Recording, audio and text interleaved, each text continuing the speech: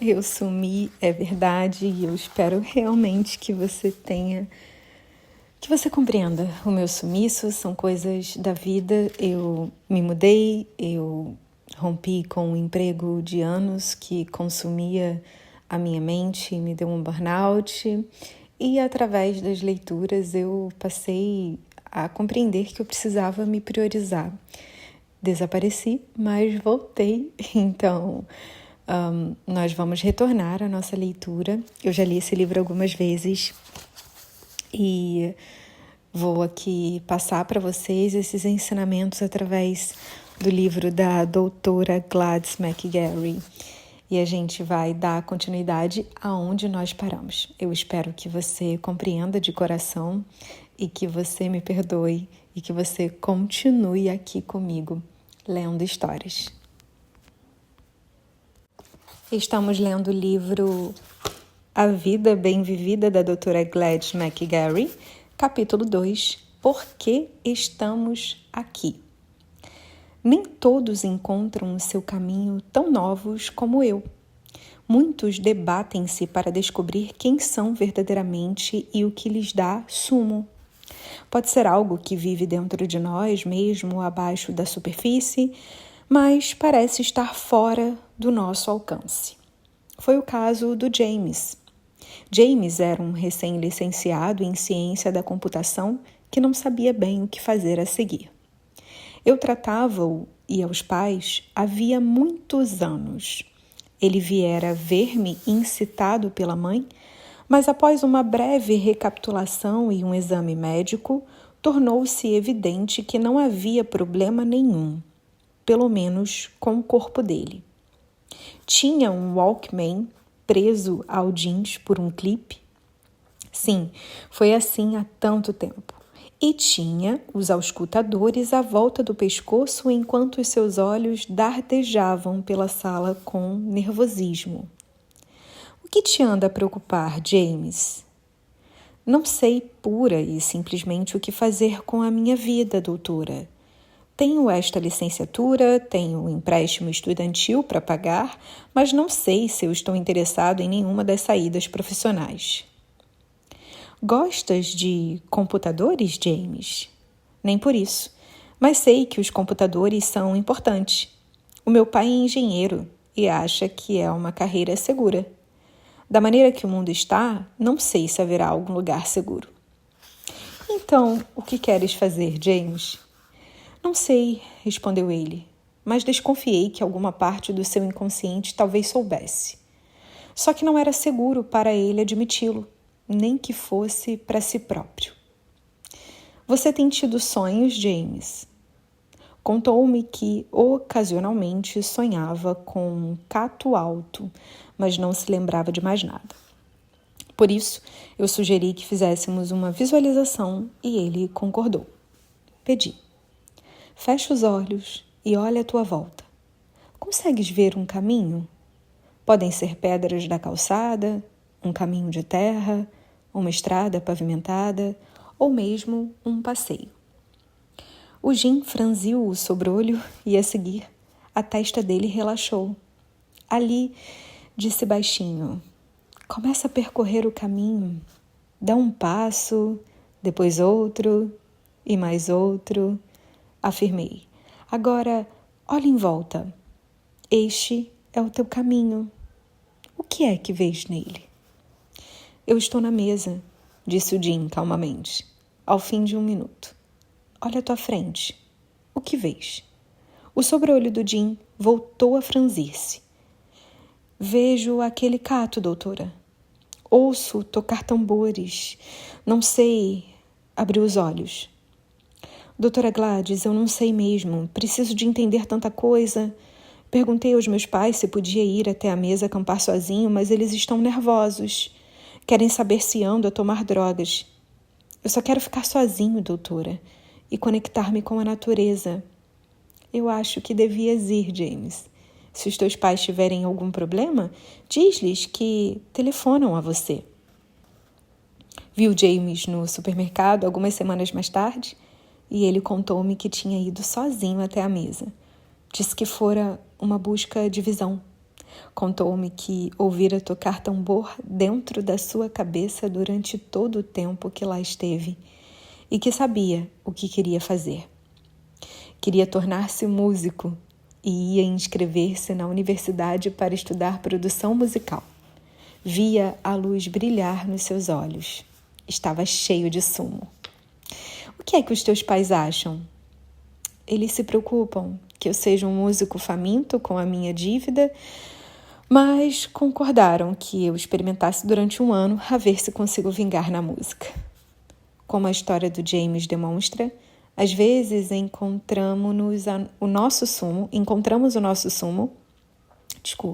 às vezes encontrarmos o nosso sumo leva-nos a passar por uma transição na vida. Ela mostra-nos o que somos verdadeiramente. Pode exigir que façamos uma mudança, comecemos algo novo ou paremos de fazer algo que fizemos durante bastante tempo. Noutros casos, é preciso muita pouca mudança exterior. Lilian tinha tudo e nada ao mesmo tempo. Estava ali sentada ao meu lado, mas a sua mente parecia distante ao dizer: há algo de errado comigo, tenho a certeza disso.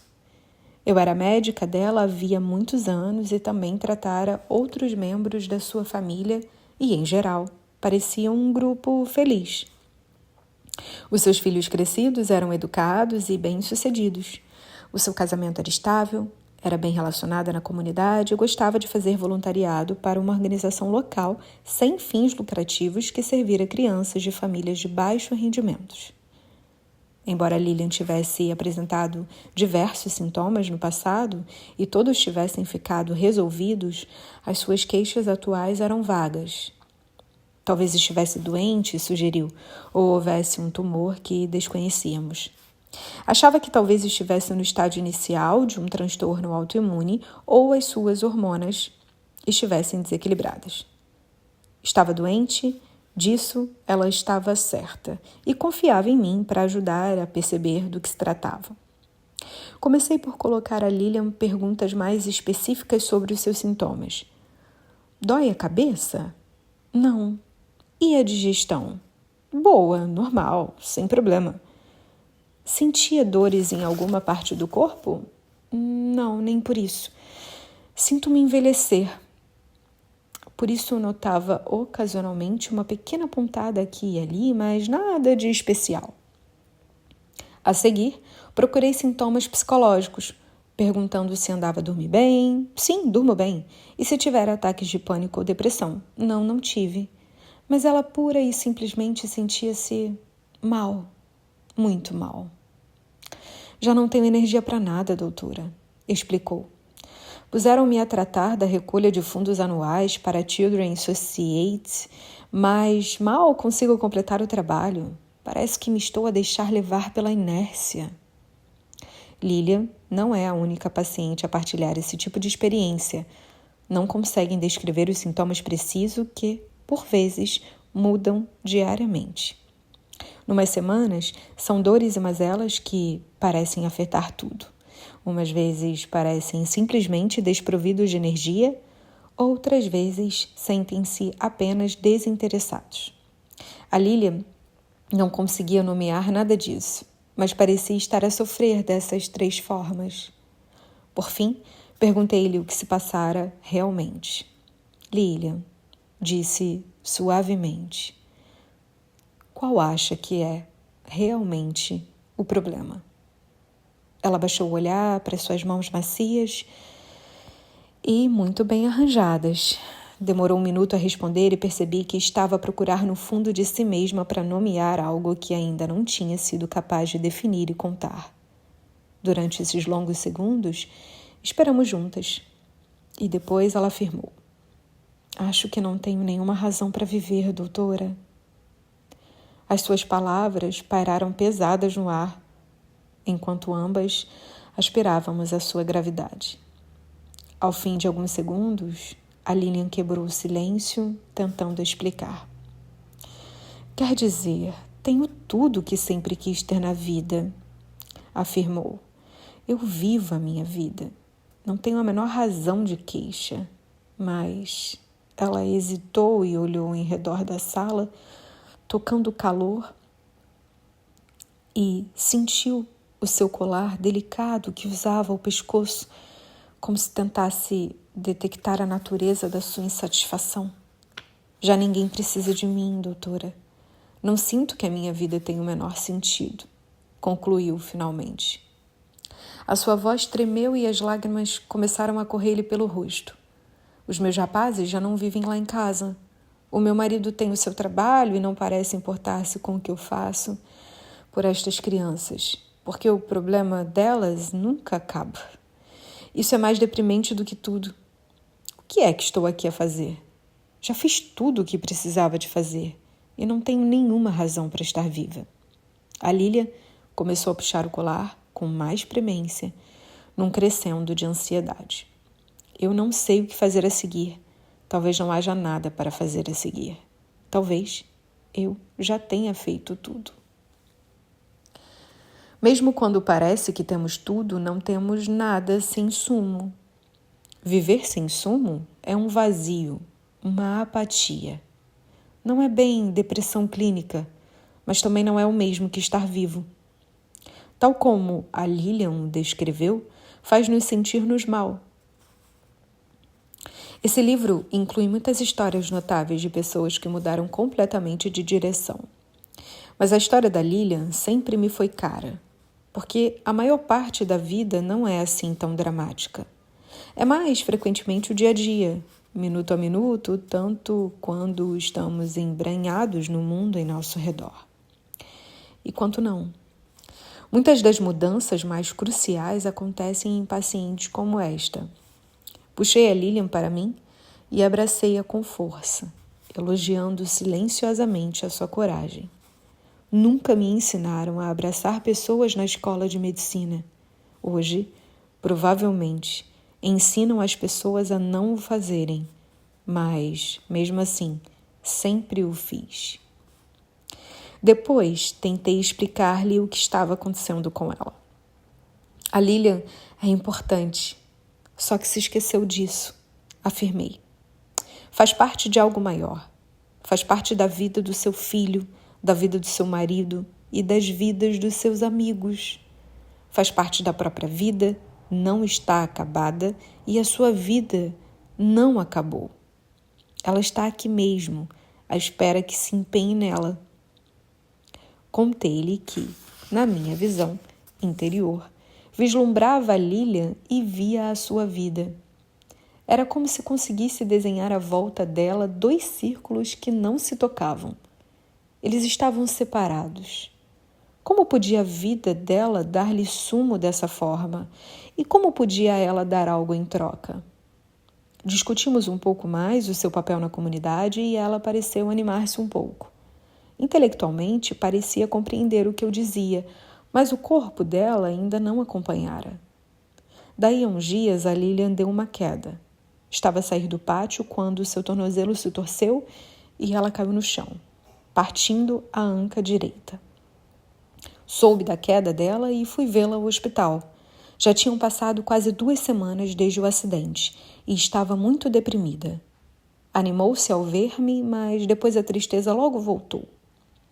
Como tem passado o tempo aqui, Lilian? Perguntei-lhe depois de lhe dar um grande e longo abraço. Eu não faço absolutamente nada, doutora. Não posso fazer nada. Tenho de ficar aqui na cama, respondeu ela. Bem, os seus braços funcionam. A sua mente funciona. Com certeza pode fazer alguma coisa e tem de o fazer.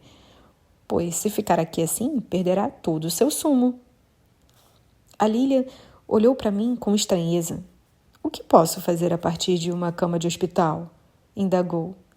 Bem, quem está a planear o evento de recolha de fundos para a Children's Society? Indaguei.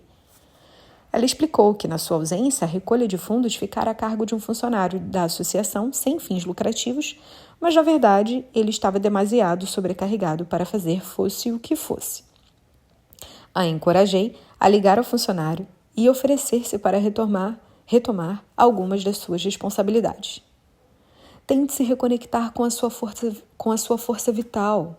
E para que isso aconteça, tem de ficar ocupada, aconselhei-a. A sua anca tem de sarar, mas se ficar embaixo, demorará muito mais tempo. A Lilian levou a sério o que eu lhe disse. Começou a planejar o evento a partir da sua cama de hospital. Ganhou energia ao escolher decorações, organizando oradores e decidindo um menu. 2 meses depois, fui ao evento de recolha de fundos e foi um dos mais belos eventos que eu já assisti. O dinheiro que ela ajudou a recolher deu início a todo um novo programa de tempos livres para crianças necessitadas. Tanto a Lilian como o James estiveram no meu... Eu não sei falar isso. No aniversário dela de 102 anos. Foi maravilhoso tê-los a festejar comigo e pude festejar a vida, as vidas cheias de sumo que eles criaram. A Lilian continua a trabalhar com a Children's Society, liderando o evento anual da recolha de fundos. Décadas após a sua primeira subida à montanha, o James tornou-se um irmão respeitado na tribo norte-americana local e orienta pessoas em busca de visão, o que complementa sua carreira de músico profissional altamente bem-sucedida. Vê-los a ambos prosperar lembrou-me de que a nossa busca de sumo nos liga à questão maior de o que nos traz aqui. Alguns de nós temos uma inclinação espiritual e outros colocam o seu respeito na aleatoriedade perfeita do universo. Mas, seja qual for ou como, por trás do nosso entendimento da criação, o nosso sumo explica o porquê. O sumo é o resultado imediato de irmos em direção à vida e de a vida também vir em direção a nós. É importante que sejamos nós a iniciar este movimento, mas uma vez que o façamos, o sumo que começa a fluir mantém o seu fluxo. Expande-se até ficarmos tão cheios de sumo que começamos a conectarmos-nos com algo muito maior, o propósito. Exato. As vidas cheias de sumo tornam-se vidas cheias de propósito. E isso tem um efeito profundo, não só na nossa saúde mental, mas também na nossa saúde física. Várias análises do estudo sobre a saúde e a reforma da Universidade de Michigan encontraram um elo entre um elevado sentido de propósito e o decréscimo da mortalidade em adultos com mais de 50 anos. Descobriu-se que o propósito reduz o risco de problemas cardiovasculares e previne os piores efeitos da doença do Alzheimer. Também há provas que aliam o voluntariado e a redução de risco de morte, para não falar de uma maior sensação de bem-estar. Isso sugere que viver com propósito pode, de fato, nos ajudar a viver mais e melhor. E a alegria que isso traz às nossas vidas irá expandir-se ao mundo que nos rodeia. Na medicina holística, não nos limitamos a entender o bem-estar do corpo como um aspecto do bem-estar da alma. Consideramos o bem-estar da alma como um aspecto do bem-estar do mundo. Nós melhoramos a saúde do mundo ao tratar das nossas almas e dos nossos corações, porque estamos todos em sintonia. Então é isso, pessoal. O capítulo 2 termina aqui. Eu volto com vocês para o capítulo 3. Peço realmente desculpas por todo esse 1 ano longe, mas vamos retornar então à nossa leitura. Muito obrigada por estar aqui e até o próximo capítulo do livro A Vida Bem Vivida com a doutora Gladys McGarry.